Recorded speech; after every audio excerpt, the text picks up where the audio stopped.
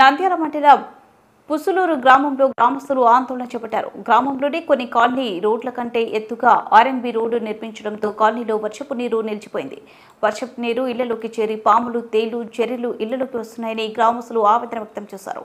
రోడ్లపై వర్షపు నీరు నిల్వ ఉండడంతో నడవడానికి పెద్దలు, పిల్లలు తీవ్ర ఇబ్బందులు ఎదుర్కొంటున్నామని గ్రామస్తులు తెలిపారు. అధికారులు స్పందించి సైడ్ కాలువలు ఏర్పాటు చేసి నీళ్లు నిలవలేకుండా చూడాలని గ్రామస్తులు కోరుతున్నారు.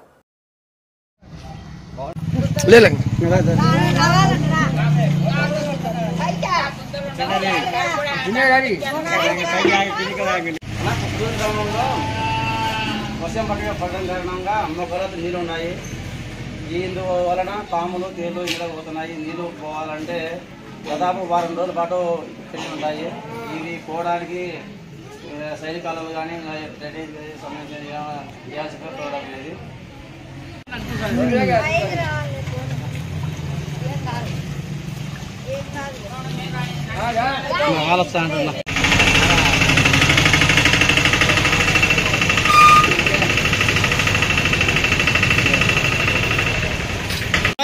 ఎందుకు వస్తున్నాయి పదార్థం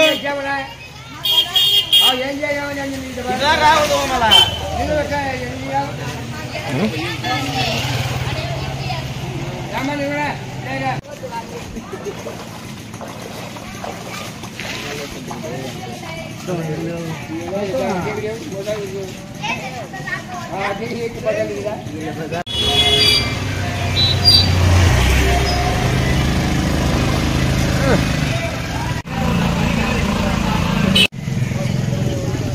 ఖర్చురాను